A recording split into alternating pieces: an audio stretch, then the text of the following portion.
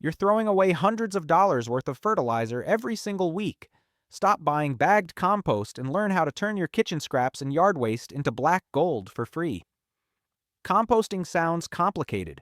People think you need special equipment, precise ratios, and scientific knowledge to make it work. That's nonsense. Composting is literally just controlled rotting nature does this automatically. We're just speeding it up and directing where it happens. Today, I'm showing you multiple simple composting methods that actually work in home gardens. From basic piles to tumblers to indoor systems, you'll learn exactly how to turn waste into incredible soil amendment that transforms your garden. No fancy equipment required. No complicated science. Just practical methods that work. Before we start, comment below. Are you currently composting? If not, what's stopping you? I want to know where everyone's at. And if you're serious about growing better gardens while spending less money, hit that subscribe button and turn on notifications. This channel is about practical solutions that actually improve your gardening. Let's start with the absolute simplest method. So easy anyone can do it today. Method 1. The basic compost pile. The basic pile, zero equipment needed. The simplest composting method is literally just a pile, no bin, no structure. Just a designated spot where you pile organic material and let it rot. This is how humans have been making compost for thousands of years. It works. Here's how you do it. Pick a spot in your yard that's somewhat out of the way but still accessible. Directly on soil, not on concrete or pavement. Start adding organic material in layers. Aim for a mix of browns and greens. Browns are carbon-rich materials, dry leaves, shredded newspaper, cardboard, straw. Wood chips, sawdust greens are nitrogen-rich materials, kitchen scraps, fruit and vegetable waste, grass clippings, coffee grounds, fresh plant trimmings, weeds without seeds. The ratio doesn't have to be perfect. Roughly 3 parts brown to 1 part green works well, but honestly, it'll compost even if your ratio is off. Just slower. Add materials as you generate them. Water occasionally to keep the pile as moist as a wrung-out sponge. Every few weeks, turn the pile with a pitchfork. This adds oxygen and speeds decomposition. But even if you never turn it, it'll still eventually compost. Active piles with turning produce finished compost in 2 to 3 months. Passive piles take 6 to 12 months. The advantage of basic piles? Zero cost, zero equipment, maximum simplicity. The disadvantage? They can attract pests, look messy, and take longer than more managed systems. But if you want to start composting today with literally no investment, this is your method. Method 2. The 3-bin system.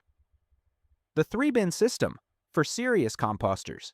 If you generate a lot of compostable material and want organized, continuous production, the 3-bin system is incredible.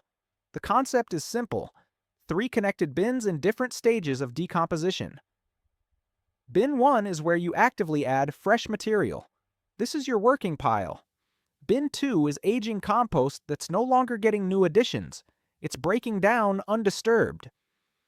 Bin 3 is finished compost ready to use in the garden. Here's how it works in practice.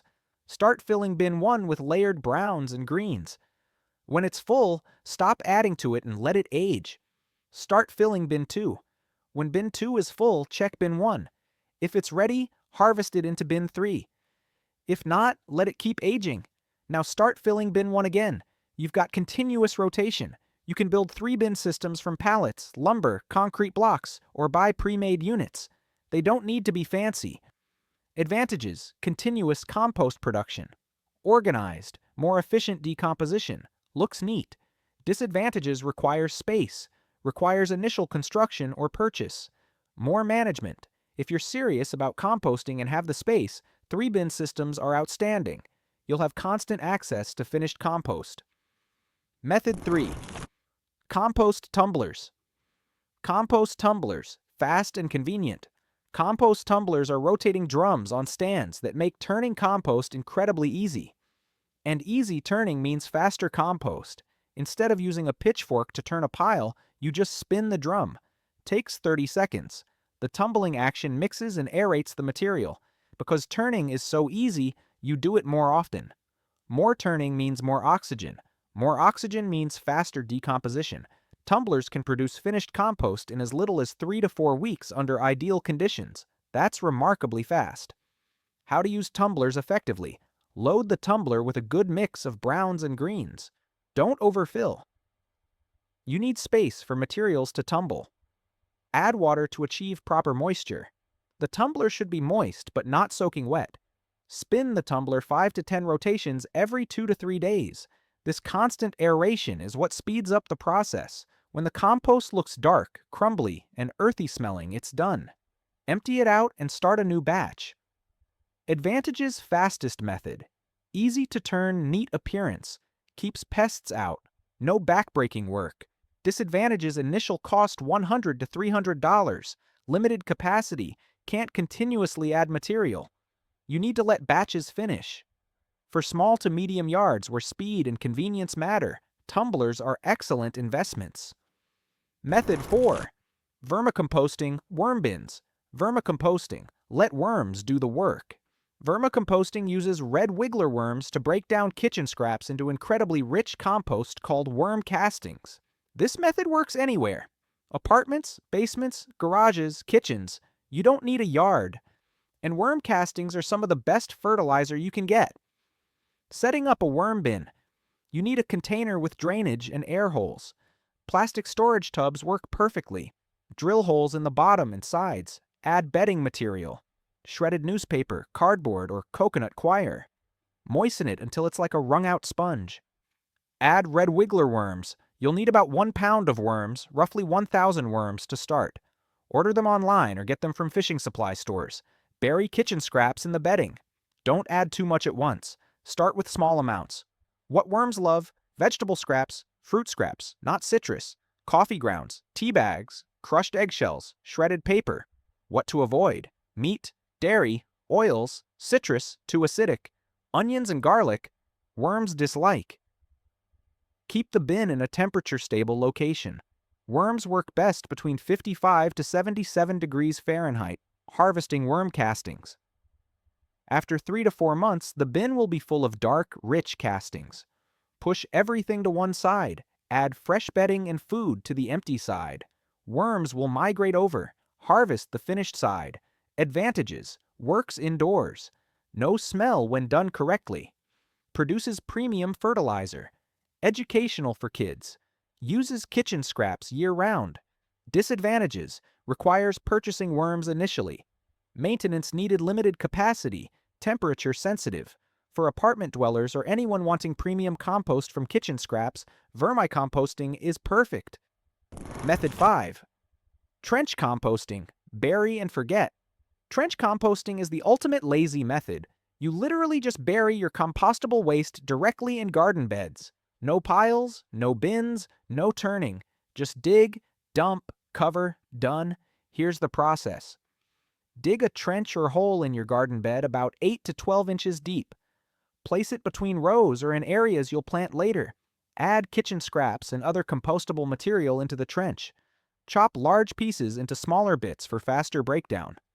Cover completely with soil. The material breaks down underground, feeding plant roots directly.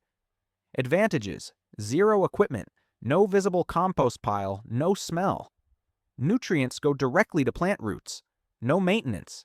Disadvantages: can't use in established beds without disturbing plants. Takes longer to break down. You don't get finished compost to use elsewhere. Best practices: rotate trench locations so you eventually improve entire beds. Wait 2 to 3 weeks before planting directly over buried material. This method is perfect for people who hate dealing with compost bins but want to recycle kitchen waste. It's composting without actually managing compost. Old-timers have used this method forever. It works. 5 different composting methods, from ultra-simple piles to worm bins to buried trenches. There's literally a method for every situation and preference. If you're finally ready to start composting, hit that like button. Right now, let me know you're committed. Now let's talk about what you can and absolutely cannot compost. This is where most people make mistakes. What you can compost. Let's be very clear about what goes in compost and what doesn't. Getting this right prevents problems. Greens, nitrogen-rich materials. Kitchen scraps, fruit and vegetable scraps, coffee grounds and filters. Tea bags, remove staples. Crushed eggshells, wilted flowers, houseplant trimmings.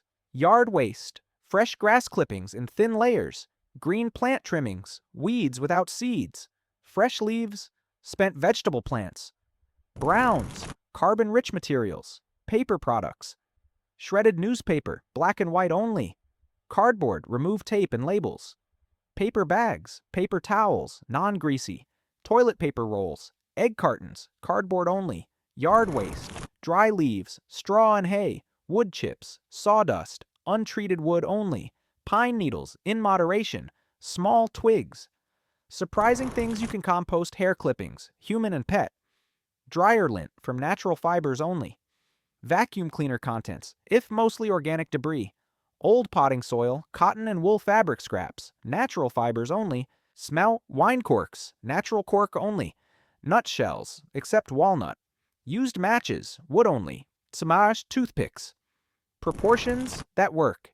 Aim for roughly 3 parts brown to 1 part green by volume, but don't stress about perfection. Too much green equals slimy, smelly compost. Too much brown equals slow decomposition. If it's too wet and smelly, add more browns. If it's too dry and not breaking down, add more greens and water. Speed tips. Chop or shred materials into smaller pieces. Smaller pieces break down faster. Keep the pile moist but not soaking. Squeeze test. If water drips out, it's too wet. Turn regularly to add oxygen. Even weekly turning makes a huge difference. Mix materials well rather than layering distinct, thick layers. What you cannot compost. These items cause serious problems in home compost. Avoid them completely. Never compost meat and fish. Any meat products, bones, fish or seafood, animal fats. Why? Attracts pests, rats, raccoons, dogs, creates terrible smells, can harbor dangerous pathogens. Dairy products, cheese, milk, yogurt, butter, sour cream. Why? Attracts pests, creates horrible smells. Greasy texture interferes with decomposition. Oils and grease, cooking oil, salad dressing, mayonnaise, greasy food scraps. Why? Creates water-resistant coating on materials. Prevents proper decomposition, attracts pests. Pet waste, dog or cat feces, used cat litter, any type.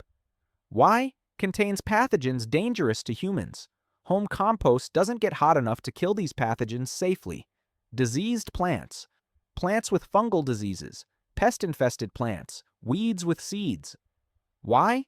Diseases and pests can survive, composting and spread when you use the finished compost. Treated wood products, pressure-treated lumber sawdust, painted or stained wood, plywood or particle board. Why? Contains toxic chemicals that leach into compost and eventually your soil. Glossy or colored paper, magazines, colored newspaper inserts, wrapping paper, waxed cardboard. Why? Inks and coatings may contain heavy metals or toxins. Synthetic materials, plastics of any kind, rubber, synthetic fabrics, dryer sheets. Why? Don't decompose. Contaminate finished compost with microplastics. Coal or charcoal ash. BBQ charcoal ash, coal ash. Why? Contains harmful compounds. Wood ash in moderation is fine, but coal and charcoal are not special cases. Citrus peels and onions. These are technically compostable, but worms dislike them. Fine for regular compost in moderation. Bread and grains. Technically compostable, but attract pests. Only add in small amounts buried deep in active piles. When in doubt, throw it out. It's better to trash something questionable than contaminate your entire compost pile. Troubleshooting common problems. Let's fix the most common compost problems. These are issues everyone encounters. Problem 1. Smells bad. Causes: too much green material, too wet, not enough oxygen. Solutions: add brown materials to balance nitrogen. Turn the pile to add oxygen. If too wet, add dry browns and turn. Bury food scraps deeper in pile. Properly managed compost should smell earthy, not rotten. Problem 2. Not breaking down. Causes: too much brown material, too dry. Pieces too large. No nitrogen. Solutions: add green materials for nitrogen. Water the pile. Chop materials smaller. Turn more frequently. Check if pile is large enough. Needs mass to heat up. Minimum pile size for heat generation is about 3 feet by 3 feet by 3 feet. Problem 3. Attracts pests. Causes: meat, dairy, or oily foods in pile. Food scraps exposed on surface. Pile too close to house. Solutions: remove inappropriate materials. Bury kitchen scraps in center of pile. Use enclosed bins if pests are severe. Move pile away from buildings. Add hardware cloth barrier at bottom. Problem 4. Too wet and slimy. Causes: too much green material, too much water, poor drainage, no turning. Solutions: add substantial amounts of dry browns. Turn pile to introduce air. Stop adding water. Improve drainage at base. Cover pile during heavy rain. Problem 5. Too dry. Causes: too much brown material, not enough water, no green materials. Solutions: water thoroughly. Add green materials. Mix dry and moist layers. Turn to distribute moisture. Cover pile to retain moisture. Problem 6. Center is hot but edges aren't composting. Cause: this is actually normal. Heat generates in the center. Solution: turn pile regularly to move outside material into the hot center. This ensures everything decomposes evenly. Problem 7. Flies causes: exposed food scraps. Pile too wet. Meat or dairy present. Solutions: bury all food scraps. Cover fresh additions with browns. Reduce moisture. Remove inappropriate materials. Add fine layer of soil on top. Problem 8. Weeds growing in finished compost. Cause: compost didn't get hot enough to kill weed seeds. Solution: either accept and pull weeds as they appear, or don't compost weeds with seeds. Pull weeds before they go to seed. Most problems have simple solutions. Don't give up on composting because of initial issues. Troubleshoot and adjust. Composting isn't complicated, it's just managing decomposition, and now you know exactly how to do it successfully. What's your biggest composting question? Drop it in the comments, I answer every single one, and make sure you're subscribed because you need to see how to actually use this finished compost. That's next. How to know when compost is finished. Knowing when compost is ready to use is critical. Using unfinished compost can actually harm plants. Signs: compost is finished. Visual check: dark brown to black color, crumbly texture, original materials unrecognizable, earthy appearance. Smell check: earthy forest floor smell, pleasant, not putrid, no ammonia smell. Temperature check: compost has cooled to ambient temperature, no longer generating heat. The recognition test: you shouldn't be able to identify original materials. A banana peel should be completely broken down. Leaves should be unrecognizable. Exception: some woody materials may remain partially intact. That's okay. You can sift them out and return to the pile. Stages of compost. Active stage, 0 to 4 weeks. Hot, materials recognizable, breaking down, not ready to use. Curing stage, 4 to 12 weeks. Cooling down, materials mostly broken down, still settling, getting close. Finish stage, 3 to 12 months, depending on method. Cool, dark, crumbly, ready to use. If you're unsure, let it sit longer. Extra curing time never hurts. Using it too early can nitrogen rob your soil as decomposition completes. Using finished compost. You've made incredible compost. Now let's use it effectively. Application method 1. Top dressing: spread 1 to 2 inches of finished compost on top of soil around plants. Don't dig it in. Let it work its way down naturally. This feeds plants gradually and improves soil structure over time. Application method 2. Soil amendment. When preparing new beds, mix compost into top 6 to 8 inches of soil. Use a ratio of 25 to 50% compost to existing soil. This immediately improves soil structure, drainage, and fertility. Application method 3. Compost tea: steep compost in water for 24 to 48 hours to create liquid fertilizer. Fill a bucket 1/3 full with finished compost. Add water. Let steep. Strain. Dilute to light tea color. Water plants with it. This provides immediate nutrient boost. Application method 4. Mulch use. Partially finished compost as mulch around plants. It continues breaking down while suppressing weeds. Application Method 5. Seed starting mix finished compost with perlite and vermiculite or peat moss for custom seed starting mix ratio. 1 part compost, 1 part perlite/vermiculite, 1 part peat moss or coconut coir. Application method. Number 6. Container gardens mix. Compost into potting soil for containers. Use 25 to 30% compost to potting soil ratio. How much to use? Established gardens, 1 to 2 inches top, dressed annually. New beds, mix 2 to 4 inches into top 6 to 8 inches of soil. Vegetable gardens, heavy feeders love lots of compost, you can hardly use too much. Lawns, top dress with 1/4 to 1/2 inch of fine compost annually. When to apply? Spring, before planting season. Fall, after harvest to improve soil over winter. Throughout season as top dressing feeding. There's really no wrong time to add compost, it improves soil year-round. Getting started today. Let's get you composting today. Here's your step-by-step starting plan. Step 1. Choose your method based on your situation. Apartment, jatcha or no yard. Worm bin or small tumbler on balcony. Small yard, tumbler or single bin. Large yard, pile or 3-bin system. Lazy gardener, trench composting. Serious production, 3-bin system. Step 2. Set up your system for simple pile. Pick location. Start piling. For bin systems, build or purchase bins. Position on level ground directly on soil. For tumblers, assemble and position according to instructions. For worm bins, prepare bin, add bedding, order worms. Step 3. Start a kitchen scrap container. Get a small container with lid for your kitchen counter. This collects scraps throughout the day. Empty it into your compost system every 2 to 3 days. Step 4. Gather initial materials. Collect browns, bag leaves, save cardboard, gather paper. Start saving greens, kitchen scraps, grass clippings. You need enough volume to start your pile or fill your bin partially. Step 5. Layer and build. Start with 4 to 6 inches of brown material as base. Add 2 to 3 inches of green material. Add thin layer of soil or finished compost if available. Introduces beneficial microorganisms. Repeat layers until you have decent mass water lightly as you build. Step 6. Maintain. Add materials as generated.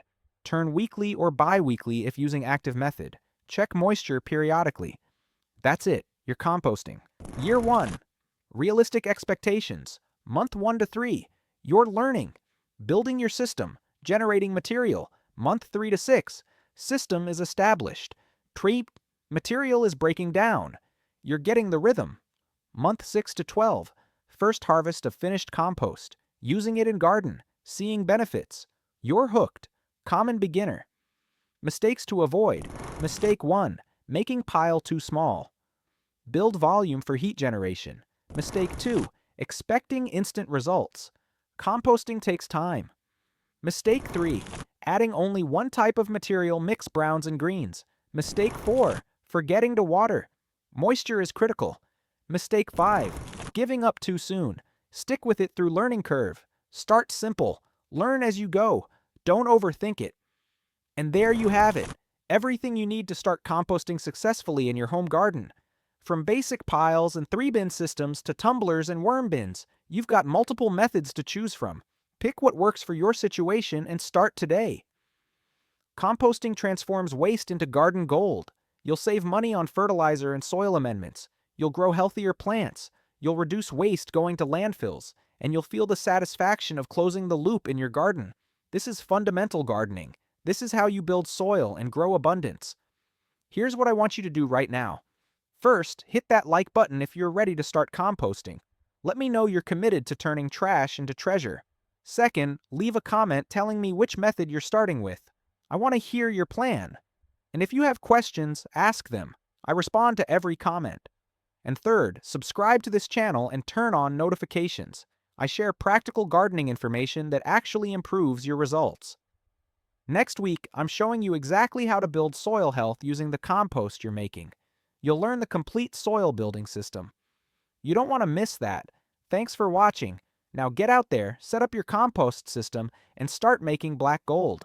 Every kitchen scrap is potential fertility. Every leaf is future soil. Stop throwing away garden gold. I'll see you in the next one. Happy composting!